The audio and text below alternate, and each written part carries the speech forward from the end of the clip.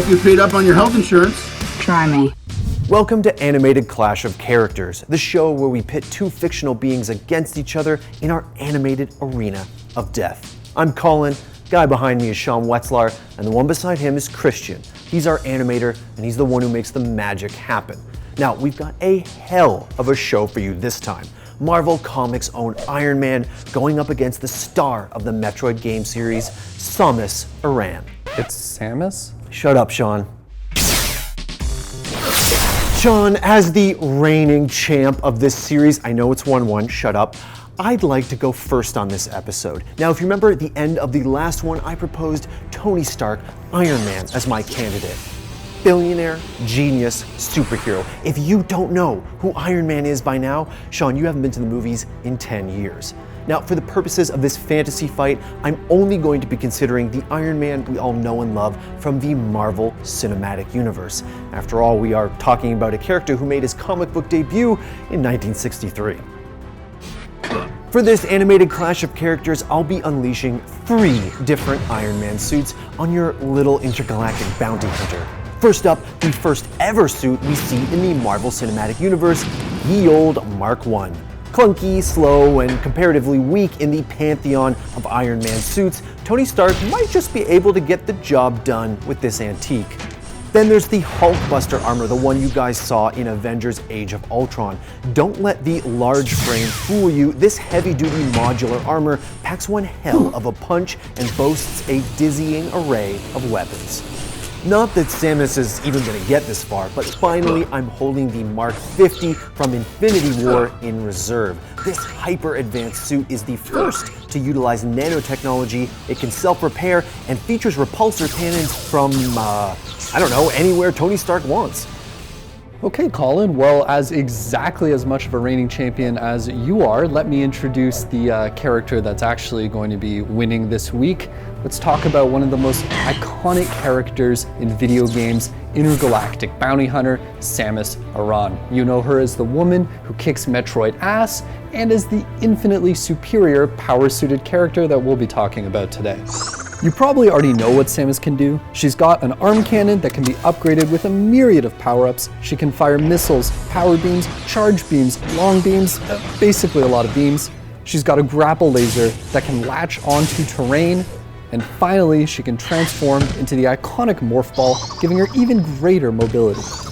Look, Sean, I'm gonna be honest with you. I don't know that much about Samus. The Metroid games were not my favorite as a kid, but if she's just a person in power armor with like a gun on her arm, I am concerned for you. That's why the first suit of armor we're gonna be seeing is the Mark I. It's essentially a walking tin can, but don't let that fool you. It's got enhanced strength, protection, it's got 2 flamethrowers, a rocket launcher that has at least 1 rocket, and very, very limited flight capabilities. Here comes the boo!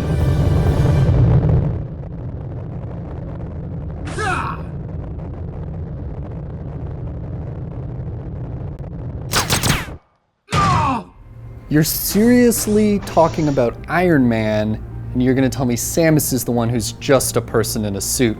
All right, that's fine. If you're gonna start this thing off with kid gloves, Samus doesn't even need her suit.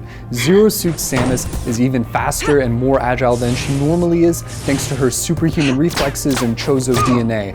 And although she might not have her gun on her hand, the paralyzer and grapple beam are more than enough. Samus is so much of a badass, she can whoop Tony Stark and some hunks of rusted metal all on her own.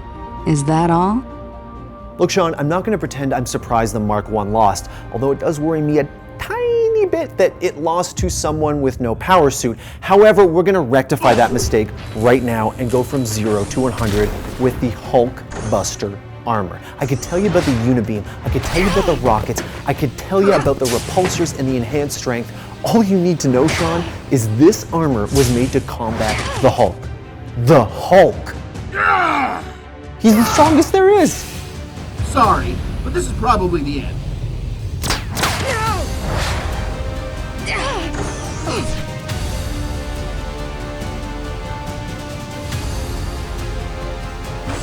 All right, Colin, if you're going straight to the big guns, I guess Samus will need her suit for this one. But you mentioned the Hulkbuster was designed to fight the Hulk, right? Giant, muscly guy. Okay, well, I mean, yeah, it would be a problem if the suit got on Samus. If she has more projectiles than I have time to list in this video, and between her speed, reflexes, the mobility provided by more fall, and her charge beam and missiles, I just have no idea what the Hulkbuster is gonna do here. Hey! You okay, Mr. Stark? You're mine. Mr. Stark, look out! Hey, Mr. Stark. I don't feel so good.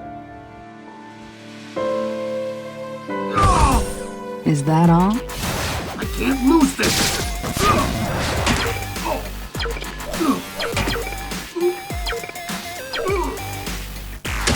Be still. This is bad! Really? Christian, did that actually happened? The Hulkbuster lost the fight. Okay, you know, it's actually fine. I'm not worried at all. We still have the Mark 50, known to you plebes as the Infinity War suit. Sean, this thing is made of gold titanium nanoparticles. Do you even know what that means? It means it can self-repair. It can materialize things like booster wings, or repulsors, or shields, or melee weapons, or basically anything Tony Stark wants, where he wants it, when he wants it. And did I mention, Sean, that in this suit, Tony Stark made Thanos bleed? Thanos! What chance does Samus have? All right, Colin, well, now that I've whooped you twice in Zero Suit and in the regular Power Suit, let's get to where Samus is in the current canon. Let's talk about the Fusion suit. Thanks to the events in Metroid Fusion, her suit is actually infused with Metroid DNA. You want to talk about weapons that can do anything, in your case, thanks to some made-up particle? Gold titanium nanoparticles, Sean. I'm pretty sure those aren't real. Anyway, this suit really can become anything that a programmer can imagine. It has a myriad of weapons. And do you know what Metroids do, Colin? Metroids can drain the life out of living beings and machines. Yes, and machines. It's pretty reasonable to conclude that once Samus, who is now part Metroid, gets her hands on Iron Man in this suit, she can make that pretty Mark 50 pretty much useless. And although it might look cool in the movies, it does have its limits.